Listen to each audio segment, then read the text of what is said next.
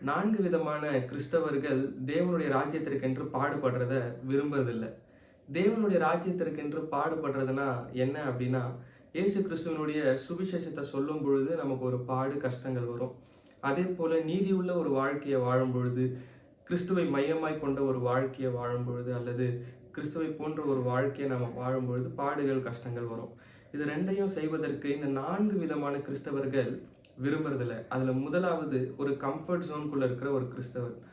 இவங்க எப்படின்னா, சண்டே ஆனா சர்ச்சுக்கு போறது, அதுக்கப்புறம் மாசம் ஆனா தசமாவும் டைத்து கொடுக்கறது, வாரம் ஆனா காணிக்கையை மாத்திரம் கொடுத்துட்டு அதோட என்னுடைய வேலை முடிஞ்சிடுச்சு, நான் நீதியுள்ள வாழ்க்கை செய்வதற்கோ இல்ல சுவிசேஷத்தை பிரசங்கிக்கிறதுக்கோ இவங்க விரும்புறதில்ல.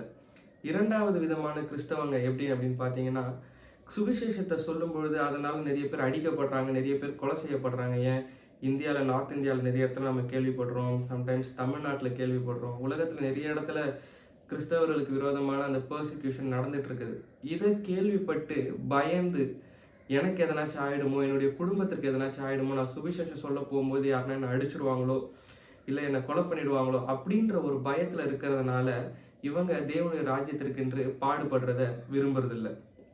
மூன்றாவது விதம் எப்படின்னு பார்த்தீங்கன்னா, நான் ஒருவேளை சுவிசேஷத்தை சொல்ல போய் இல்லை நீதி உள்ள வாழ்க்கையை நான் வாழும் பொழுது யாருனாவது என்னை கிண்டல் பண்ணிடுவாங்களோ, என்னை கேலி பண்ணிடுவாங்களோ, நான் ரொம்ப வருஷமாக என்னோடய ஃப்ரெண்ட்ஸோடு இருக்கிறேன், ஆனால் நான் இப்போ சுவிசேஷத்தை சொல்ல போகும்பொழுது அவங்க என்னை ஒதுக்கி வச்சுட்டா நான் என்ன பண்ணுறது, என்னுடைய உற்றார் உறவினர்கள் என்னை ஒதுக்கி வச்சுட்டா நான் என்ன பண்ணுறது, என்னுடைய சமுதாயத்தில் என்னை ஒதுக்கி வச்சுட்டா என்ன பண்ணுறது அப்படின்ட்டு சுயநலமாக யோசிக்கிறதுனால அவங்க தேவனுடைய ராஜ்யத்திற்கென்று பாடுபடுறத விரும்புறதில்லை.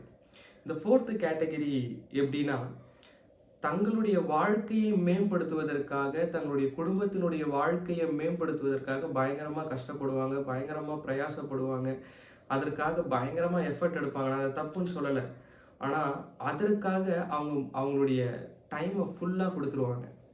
தேவனுடைய ராஜ்யத்திற்கென்று பாடுபடுவதற்கு அவங்களுக்கு டைமும் இருக்காது, அதற்கான எஃபர்ட் அவங்க போட மாட்டாங்க, அதுக்கு பாடுபட மாட்டாங்க, அதுக்கு கஷ்டப்பட மாட்டாங்க.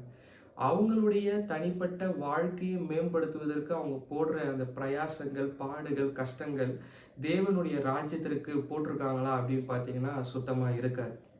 இப்போ நம்ம 4 விதமான கிறிஸ்தவர்களை நம்ம பார்த்தோம்.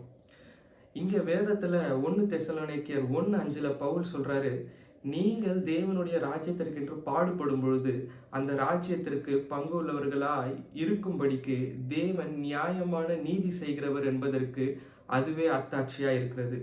நீங்கள் தேவனுடைய ராஜ்யத்திற்கென்று பாடுபடும் பொழுதுதான் அந்த ராஜ்யத்திற்கு பங்கு உள்ளவர்களாய் மாறுகிறீர்கள்.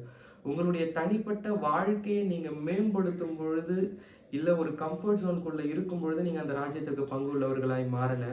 நீங்கள் தேவனுடைய ராஜ்யத்திற்கென்று பாடுபடும் பொழுது தான் அந்த ராஜ்யத்திற்கு பங்கு உள்ளவர்களாய் மாறுகிறவர்களாய் நாம் இருக்கிறோம்.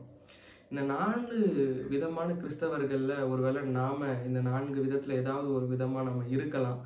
அதுலேருந்து வெளியே வரும்பொழுது தேவனுடைய ராஜ்யத்திற்கென்று நாம் வேலை செய்யும் பொழுது நம்முடைய பலவீனத்தில் அவருடைய பலன் பூரணமாய் விளங்கும்படிக்கு தேவனாகிய கர்த்தர் உண்மை உள்ளவராய் இருக்கிறார்.